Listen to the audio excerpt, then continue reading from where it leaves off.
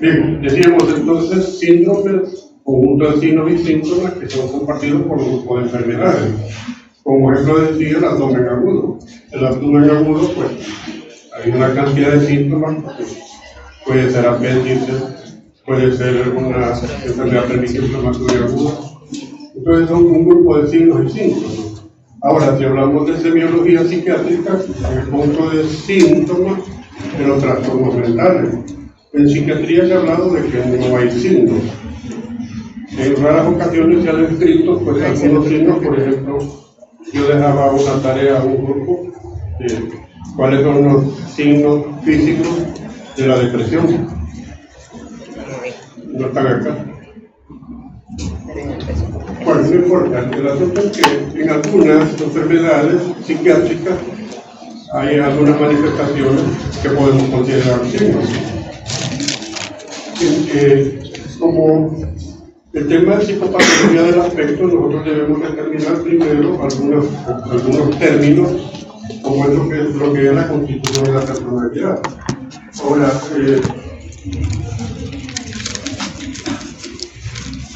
la presentación se la voy a pasar luego. Voy dando unos conceptos generales. En pocas palabras, personalidad es yo. No hay nadie igual. Ni siquiera en gemelos monocigóticos vamos a ver que su personalidad es igual.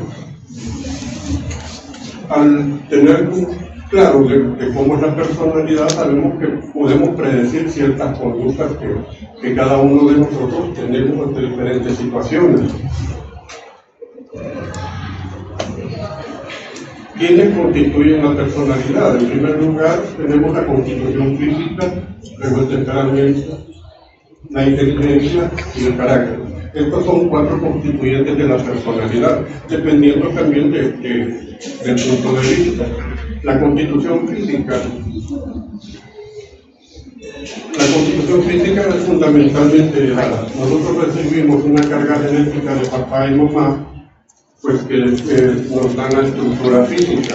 Esa carga genética, pues, a nivel bioquímico, a nivel fisiológico, nos lleva pues a cómo somos físicamente.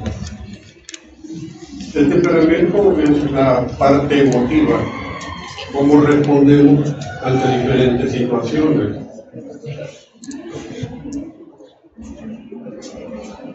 También el temperamento depende mucho de la condición física, y esto es importante tenerlo claro, porque luego vamos a definir personalidad y temperamento.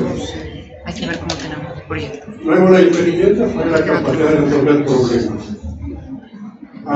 Cada uno de nosotros tenemos un CI, un cociente intelectual, que eso lo podemos conocer a través de pruebas psicológicas o a través de la clínica, o a través del examen mental, específicamente en el área de la inteligencia. Y por último, el carácter. El carácter es el componente moral de la personalidad. Es lo que nos dice está bien o no lo que estamos haciendo. El conjunto de rasgos de personalidad relativamente perdurables que tienen importancia moral y social. Como les decía, es la parte moral.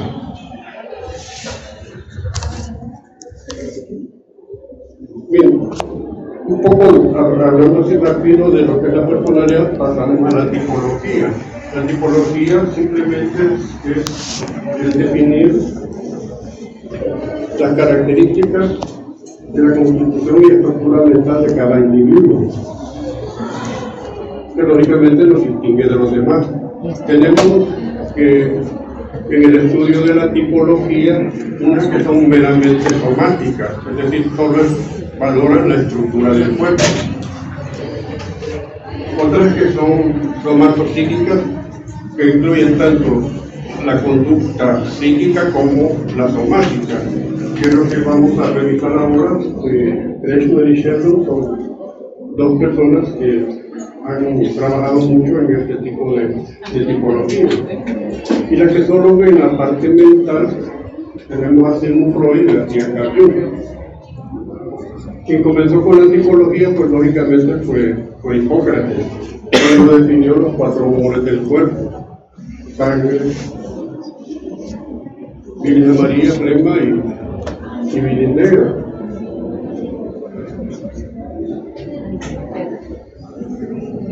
Entonces, Hipócrates decía que estos 4 humores del cuerpo circulaban, y cuando predominaba uno, entonces uno iba a tener ciertas características. Por ejemplo, la bilis amarilla, el colérico, por eso es que algunos psicología todavía le dice a uno: no sea bilioso. Eso significa que no seas encachonado, pero ya son términos que realmente no se utilizan, pero los traigo en cuenta porque allí inició la tipología. Entonces hablábamos de las somatopsíquicas, uno de los representantes de Kretschmer.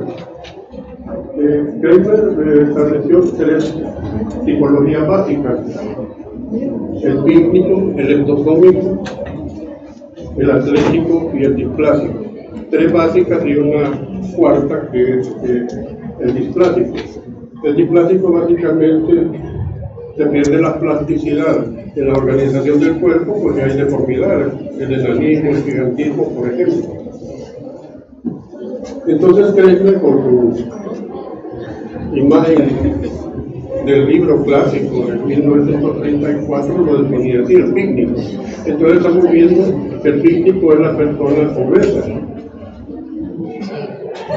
el ectosómico es la persona delgada, el atlético con una persona musculosa, y el displásico, como decía, el que tiene deformidades, tanto enanismo, gigantismo u otras deformidades, donde el organismo ha perdido esa plasticidad y da esas anomalías corporales. Además de los tipos pícnico, leptosómico, atlético, daba ciertas escalas temperamentales, es decir, cómo medía el temperamento. Daba 2 escalas: la diatésica, que va de la alegría a la tristeza, y la psicoestésica, que va de la anestesia de sentimientos a la hiperestesia de sentimientos. Entonces esto nos daba 3 temperamentos: el ciclotímico, el esquizotímico, y olvidémoslo, no lo tomemos en cuenta. Solo el ciclotímico y el esquizotímico. Por historia se habla del ciclotímico, pero ya se perdió prácticamente, ya es un término fuera de uso. Entonces el tipo corporal clínico, de constitución gruesa, obeso, y va a tener un temperamento optimista, es decir, ciclotímico. El ectosómico delgado, constitución física, y va a ser el introvertido, y el atlético iba a ser el colérico o impulsivo. Entonces tenemos que el ciclotímico, el que se mueve de alegría a tristeza, en el carácter temperamental. Sí. Tenemos que el 94% de concordancia con los pícnicos. Entonces, si nos damos cuenta, el ciclotímico, de alegría a tristeza, tiene una concordancia del 94% con los obesos. Eso lo vemos a diario. Hay un grupo de gente gritando, haciendo relajo, y apartamos y está el gordo en medio, es el que hace relajo. Es el que llama la atención, el extrovertido. Entonces, el 94% del temperamento cicloquímico tiene alta concordancia con el clínico. Y se ha visto que hay una alta concordancia con el trastorno bipolar. Entonces, si lo vemos en la clínica, la mayoría de bipolares tienen sobrepeso, la mayoría. La lleva del 64%. El ciclotímico es el gordito, relajo, patán, comelón, bolo. Diferente al esquizotímico. El esquizotímico es el que se mueve en la escala diatésica. Psicoestésica, perdón.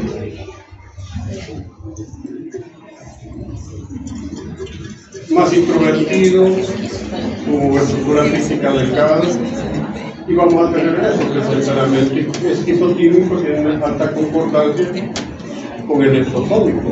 Entonces vemos muchos con una constitución exotómica que son bien introvertidos, apartados, apagados.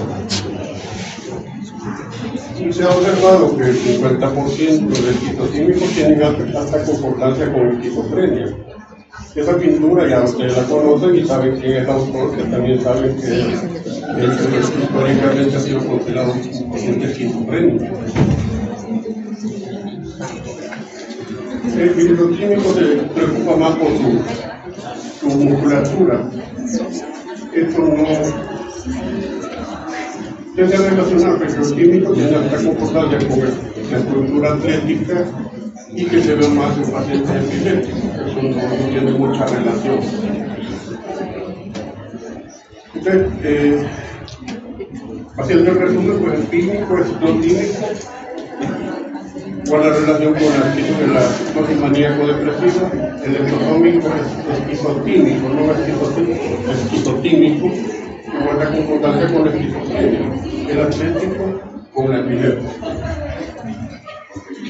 Bien, esto es lo de Greshmer. Luego William Sheldon, que hablamos de estructura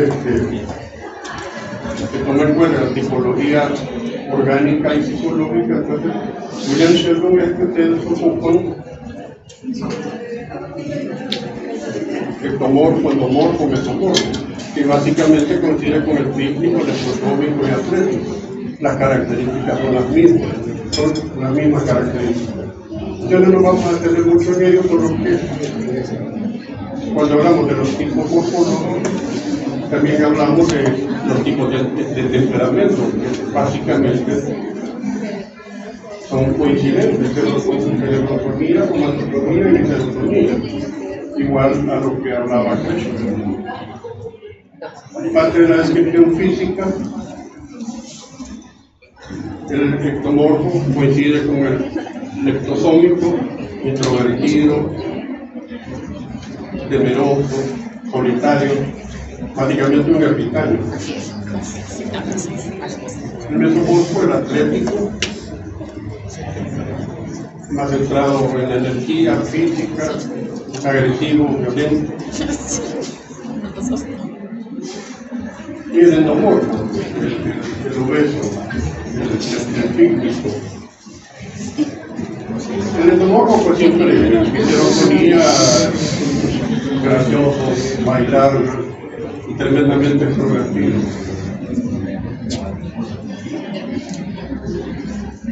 Es un resumen de Sheldon, pues está ahí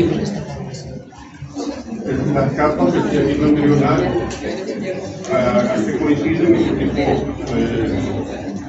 mental. Entonces ahí vemos las coincidencias de Kreshmer y de William Sheldon. Las tipologías que son enteramente psíquicas tenemos a Sigmund Freud y a Carl Jung. Sigmund Freud tenía varias teorías. Una era el estrato de la personalidad, el ego y el superego. El ego son los instintos, los impulsos. El ego es la razón y el superego es la parte moral o el carácter moral. Entonces, por ejemplo, alguien en el que predomina el ir va a ser tremendamente impulsivo, va a buscar la satisfacción inmediata. Yo quiero ese dulce y yo me lo voy a dar porque quiero ese dulce. En cambio, el ego va a retardar un poco esa satisfacción hasta que haya un espacio cómodo para sentarse y comer. En cambio, el superego, como la conciencia moral, no, si sos diabético, ese dulce no te conviene, que te va a subir el azúcar. Es aquel que siempre va a estar cuestionando todas las decisiones que tomemos. Al final nunca va a estar de acuerdo por la conciencia moral que tiene. Todo es malo, todo es pecado.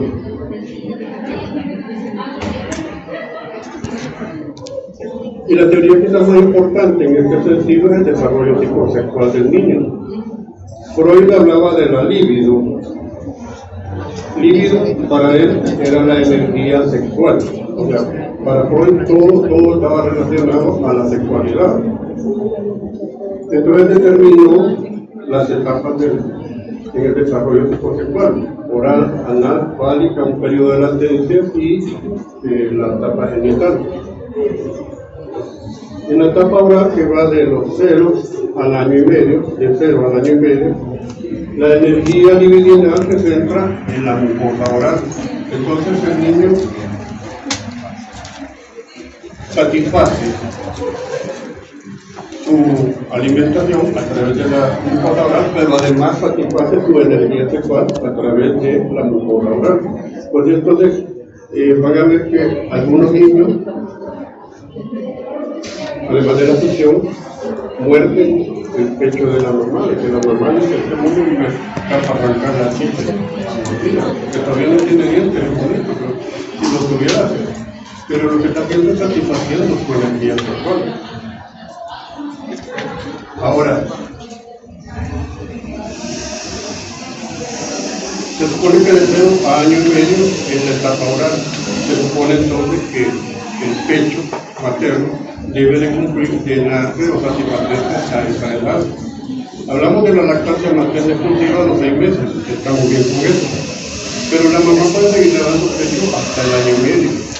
Si se pasa, porque hay un momento sin vergüenza que llegan 3, 4 años chupándole las tetas a la niña, entonces quedan fijados en la etapa oral. ¿Cómo va a ser este niño que quedó fijado en la etapa oral en la vida adulta? Bueno, lógicamente va a ser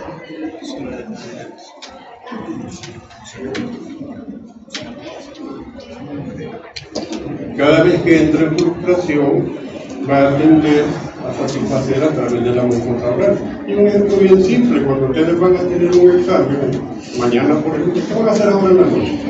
Estudiar, hartarse, compran churros, gaseosas, papitas y pasan dándole toda la noche. ¿Por qué?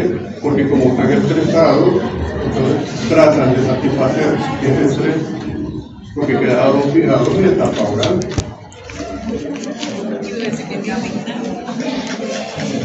La etapa anal va de año y medio a 4 años, y es donde el niño alcanza el control de los esfínteres. Lo que más nos interesa en este momento es el esfínter anal. Es ahí donde se centra la energía libidinal, por eso se llama etapa anal. Entonces el niño llega a los 4 años y tiene que haber controlado su esfínter anal. Pero ¿qué pasa en ese lapso del año y medio a 4 años? Si la mamá es muy disciplinada, va a obligar al niño, lo va a tener sentado en la nica y hasta le enseña a golpearse las rodillitas para que. Entonces el niño va a defecar cuando la mamá quiere, no cuando él quiere. O por el otro lado, como anda pasta, no importa que se sufre 3, 4 veces, no importa para las mamás. Entonces, eso que está generando, igual, una fijación en la etapa anal. ¿Cómo va a ser en la vida adulta? Si la mamá lo obligaba a hacer, él no quiere hacerlo, entonces va a retener lo que posee. Y por eso está la gente que es muy tacaña. No da lo que retiene lo que posee. O la famosa prodaguía. Bueno, no puedo decir la palabra. Dar más de lo que tiene, de lo que regalan. ¿Por qué? Porque vale la contraria de la mamá. No, yo voy a hacer. Entonces él regala. Y entonces es lo que tenemos en las características de la vida adulta: un individuo altamente ordenado, economía, pues retener lo que posee, y obstinado, confuso, terco. Luego tenemos la etapa fálica. Quizás esta es la etapa que más problemas psiquiátricos da. La etapa fálica va de los 4 a los 6 años. Aquí la energía libidinal se centra pues en el pene y en el clítoris.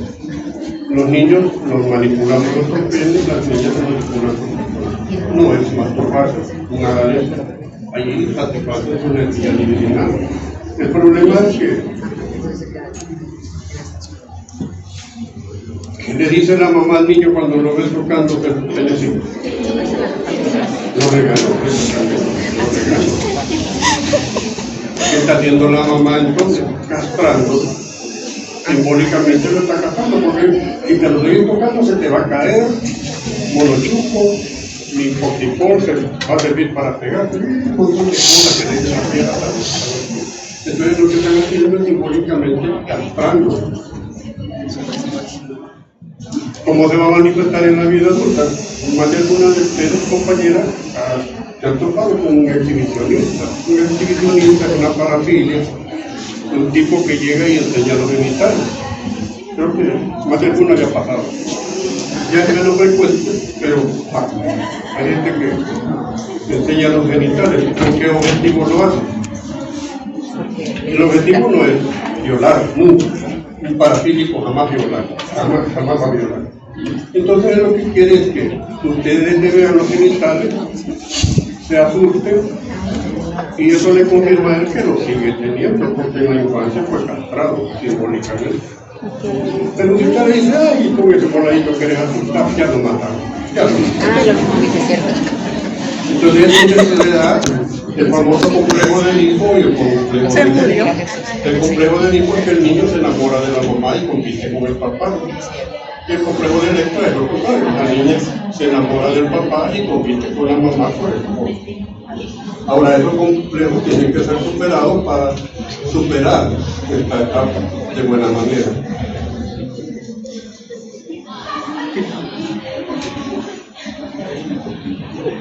Entonces, ¿qué vamos a tener en la vida adulta? Aparte de las parafilias que decía, vamos a tener la conducta usada y dogmanesca de muchos viejos verdes, 50, 60 años y enamorando niñas de bachillerato, que es lo más frecuente. La mujer puede volverse ninfómana también. Luego viene un periodo de latencia de los 6 a los 12 años, donde la energía libidinal, la energía sexual, no hay una zona específica, y donde el adolescente o prepuber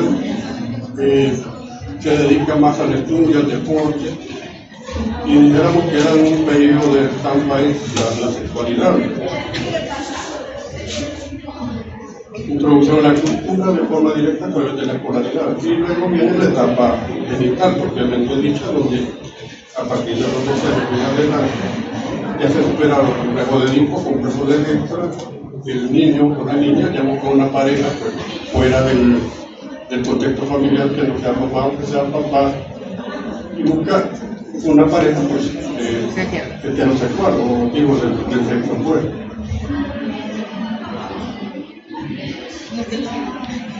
Entonces, en la formación del carácter tiene que ver la etapa oral, anal y la etapa genital.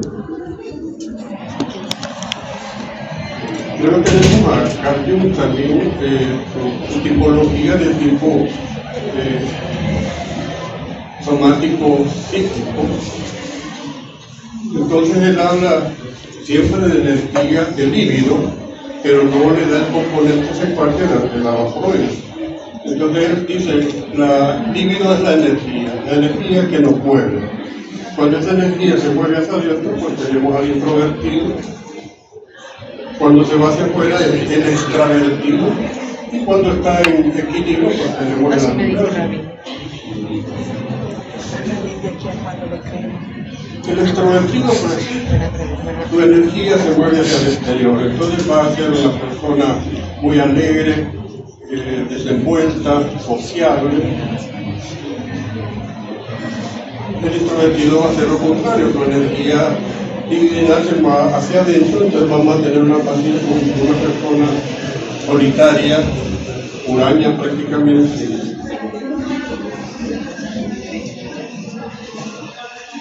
Entonces, si llevamos a la playa a un extrovertido, ¿qué creen que va a pasar? La playa va a ser un relajo y va a terminar probablemente en una orgía. En cambio, el introvertido ya anda recogiendo conchitas y ve cómo va la cabeza.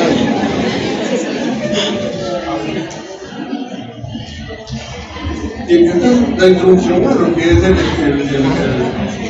psicopatología del aspecto. Tenemos que el examen mental tiene 12 parámetros. Esto lo hemos discutido en los casos, en las defensas de casos, al menos con mi grupo, porque los demás lo hemos discutido. Son 12 parámetros que ya revisamos la psicopatología del aspecto. En alguna literatura se habla del esquema corporal. Entonces, ¿qué es el esquema corporal? Simplemente la conciencia de nuestra consciente de que la representación mental de nuestro cuerpo. En la psicopatología, entonces, se engloban las alteraciones que incluyen la percepción, la conciencia y la representación mental de ese esquema que hablamos. Entonces, en la representación del esquema corporal, ¿cuáles son las alteraciones que tenemos? Primero, el famoso miembro fantasma, creo que ya lo han escuchado. El miembro fantasma se da muy frecuentemente en personas que han sufrido súbitamente una amputación, ya sea pacientes diabéticos, pacientes que en un accidente han tenido que amputar un miembro. Ahora, el miembro fantasma es que esta persona, por un tiempo aceptable, su cerebro sigue percibiendo a su miembro, incluso percibe dolor, percibe movimiento. Bien frecuente, esto digo en los pacientes, más que todo los diabéticos, bien frecuente el famoso síndrome del miembro fantasma.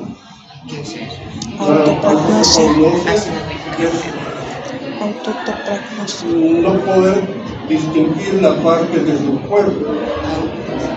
No podemos distinguirla. Ubicarlas en el espacio, no podemos.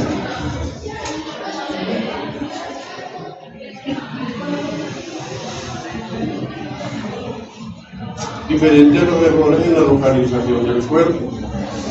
A usted le pide a un paciente tóquese la rodilla derecha y probablemente se va a tocar la cadera, no la ubica, no la reconoce. Entonces estos son muy frecuentes también en personas con cuadros demenciales. Y tenemos el famoso síndrome de Hermann, que consiste en agnosia digital, incapacidad de reconocer los dedos, acalculia, no pueden hacer operaciones aritméticas, agracia, no pueden escribir y confunden la lateralidad, de izquierda a derecha la confunden. Estos 4 parámetros constituyen el síndrome de Hermann. Luego tenemos alteraciones en la imagen corporal, es decir, en la percepción de su propio cuerpo. Entonces acá tenemos el famoso trastorno dimórfico corporal. El trastorno dimórfico corporal consiste en que una pequeña alteración que haya, por ejemplo, acné,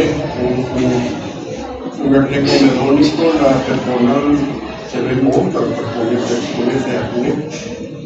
Por eso no salen a veces de sus casas, porque se ven exageradamente distorsionados.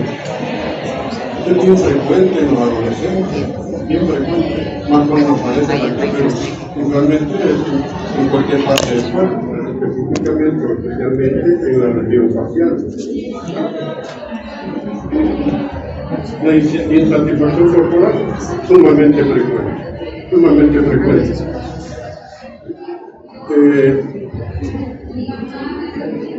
Muy chiquita mi teta, hay que hacer la pegada.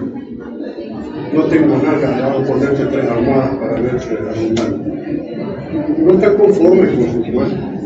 Prefiere, si tiene más plata, a tratar de tener más porque quieren estar de medio. La anorexia y la bulimia nerviosa. Aquí hay que dejar el concepto claro que la anorexia y la bulimia, aunque sí son trastornos en la alimentación, pero el problema es la percepción que cada uno de ellos tiene de su cuerpo. El problema es ese. Una persona extremadamente delgada se ve gorda, obesa. Entonces, no es cierto que el anoréxico lo come, o el bulímico no se hace. ambos comen, el anoréxico come, pero luego toman medidas para, ya sea cognitivas, uso de laxantes, para mantener la figura que uno está como obeso. Frecuente también en adolescencia. La vigorexia puede ser aquel que se preocupa mucho por el trabajo físico muscular, la gente que va, por ejemplo, a los gimnasios, y no solo es la cuestión de hacer ejercicio, sino utilizar proteínas, utilizar esteroides, utilizar un montón de cosas para tener bien desarrollado la masa muscular. Y entrando ya entonces de lleno en lo que es la evaluación del examen mental, específicamente del aspecto, porque las historias que hemos evaluado, yo les he dicho que están tiradas a la desgracia las evaluaciones que han hecho, pues, llevan 3 rengloncitos escritos, el aspecto. En primer lugar, observación. ¿Qué significa observar? Es ver con detenimiento. Ver con detenimiento. Usualmente las primeras impresiones que tenemos del paciente son visuales, pero también pueden ser auditivas. Pues si oímos que va puteando a la gente, entra puteando y se va puteando. Olfatorias, percibimos un mal olor. El paciente esquizofrénico usualmente tiene un olor un tanto repulsivo. Ya he explicado por qué un paciente esquizofrénico paranoide usualmente suele tener mal olor. Todo lo que observamos son claves diagnósticas. Por ejemplo, vemos a alguien con cara de jugado, un retrato mental, ¿y qué vamos a hacer? Un jugadito, un retrato mental o una esquizofrenia escénica. No nos equivocamos. Vemos a la Yajaira, la vemos como anda vestida a visitar. Tiene una personalidad diferente, extrovertida, alegre. Con solo ver la vestimenta, el maquillaje que anda ya. Entonces, tenemos muchas claves diagnósticas que a veces las pasamos por alto. Observar, ver con detenimiento, entonces tenemos que ver con detenimiento. También tenemos que ser un tanto novelescos en la descripción. No solo, viste ropa de calle, ordenada y limpia. No sirve.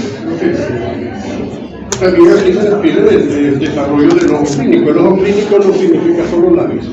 Aquí todo nuestro ser tiene que estar enfocado a la clínica. Oler, tocar, ver, oír. Lógicamente va a depender mucho de nuestra predisposición psicológica. Por ejemplo, a muchos de nosotros, porque tenemos familiares alcohólicos, no nos gustan los alcohólicos, porque tenemos un familiar alcohólico, tenemos una predisposición ya probablemente negativa hacia ellos. Pero si nosotros somos unos grandes monos, mejor nos vamos a chupar en lugar de pasar. Tenemos ya una predisposición psicológica. Nuestros valores morales, a veces en psiquiatría ustedes van a ver cosas no muy agradables y que moralmente para nosotros no son correctas, pero no vamos a cuestionar a nuestros pacientes. Mire, lo que está haciendo es malo, no podemos hacer, no podemos. Intereses, actitudes y prejuicios que van siempre relacionados a la predisposición y también de nuestro entrenamiento. Bien importante el entrenamiento. Yo les he dicho a ustedes, a quienes han pasado conmigo, que con la práctica es que ustedes adquieren este conocimiento. Ver, entrevistar. Si no es por mucho. Bien, entonces, en la apariencia general,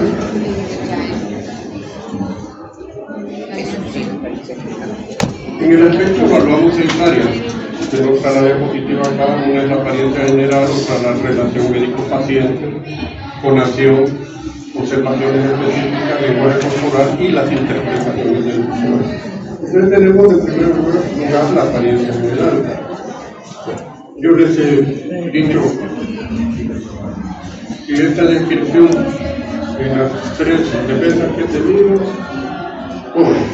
descripciones pobres. Paciente masculino, la tercera década de la vida,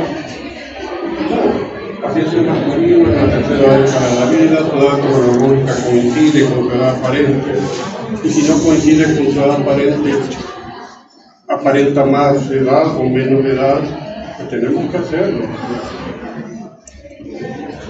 La raza, porque acá no pasamos de ser mestizos, también el biotipo corporal, ya dijimos, ustedes utilizan mucho acento, morfo, mesomorfo, siguen haciendo, pero conocer también que la de Creshman, vínculo electrosómico y así.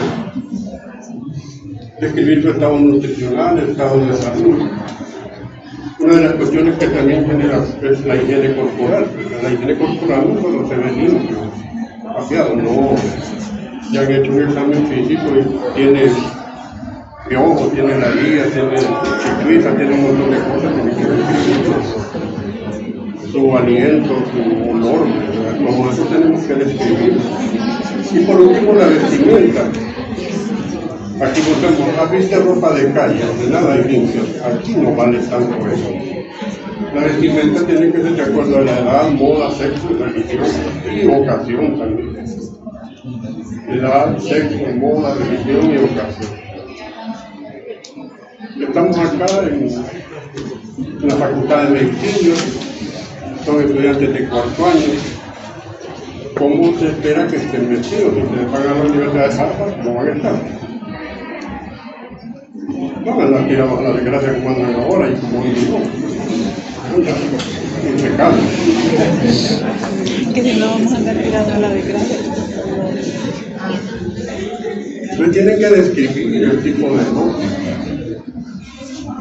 Si ven a una persona que anda con un manto, un vestido largo, uno fácilmente dice, esta señora pertenece a la iglesia profética. O anda con camisa blanca y mormón.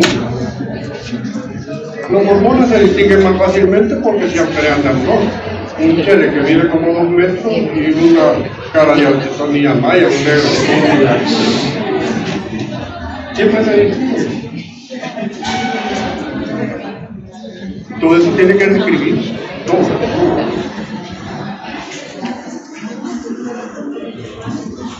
Luego tenemos la actitud del entrevistador, lo que llamamos relación médico-paciente. Aquí les he dicho que la relación médico-paciente depende del médico, no tanto del paciente.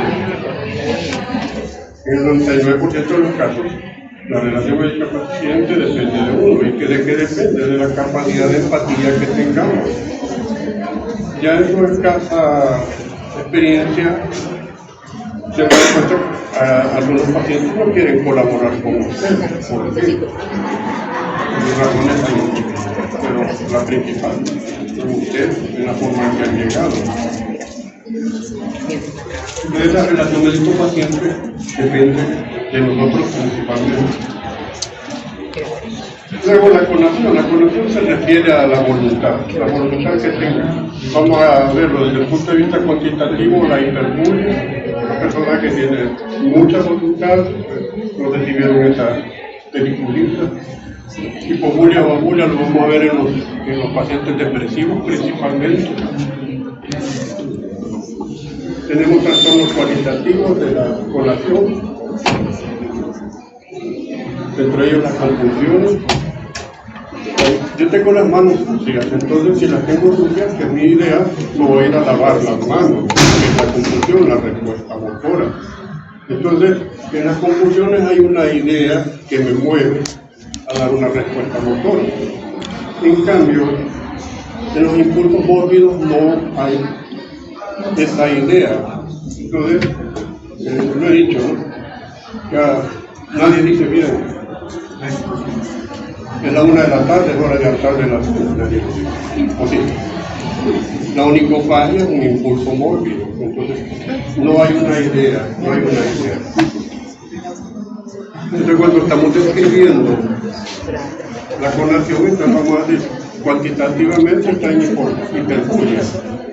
Cualitativamente no presenta impulsos mórbidos o confusiones. Las observaciones específicas, que es otro parámetro dentro de la evaluación del aspecto, ¿qué son las observaciones específicas? Simplemente son situaciones que se dan durante la entrevista que nos ayudan al diagnóstico. Situaciones que se dan durante la entrevista que nos ayudan al diagnóstico. Entonces, por ejemplo, yo esta visita bailando y vemos que su historia, desde hace 4 meses, no duerme, se va de la casa, anda carrereando por todos lados y está así, bueno, fácilmente tiene como un episodio maníaco, fácilmente. Entonces, estamos observando, en este caso, a la señora que está desinhibida y, bueno, decimos, este es un episodio maníaco, contrario a un cuadro depresivo. ¿Cómo va a estar una persona que está deprimida? Probablemente no hay contacto visual hacia el entrevistador. Va a estar con un brazo entrecruzado, cabizbajo, su tono de voz musicante, preguntas, respuestas prolongadas. Todas esas respuestas son las que valoramos y no está. Entonces está en un trastorno o en un episodio depresivo. El lenguaje corporal que nos dice con su cuerpo, qué mensajes nos está enviando con su cuerpo. Puede estar intranquilo, ansioso, puede estar aburrido, que estamos pensando, puede no tener contacto visual, como nos está contando algo, no hay contacto visual, entonces uno tiene que intuir que si nos está desviando la mirada es porque lo que probablemente esté diciendo no es cierto. Y por último tenemos las interpretaciones deductivas. Entonces, son situaciones que incluyen hechos del pasado del paciente. Podemos ver a una persona que allí en el hospital anda con su uniforme hospitalario, pero llega y se nos cuadra. Pues uno fácilmente puede decir que es militar. O como el ejemplo que doy, una línea horizontal a nivel de la región frontal, para abajo más oscuro, para arriba más claro. Entonces usa sombrero, se somete al sol, probablemente trabaja en agricultura. Estoy deduciendo. Ahora, me voy a equivocar, sí, lógicamente las interpretaciones deductivas llevan a un margen de error.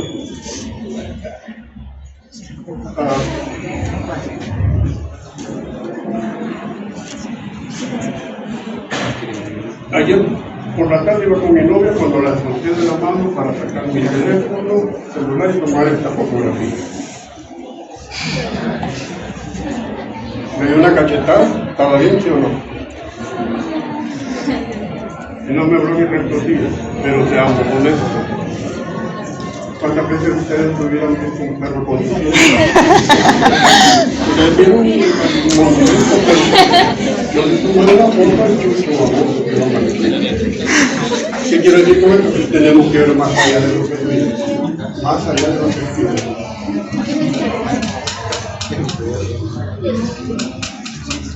Eso va para mí.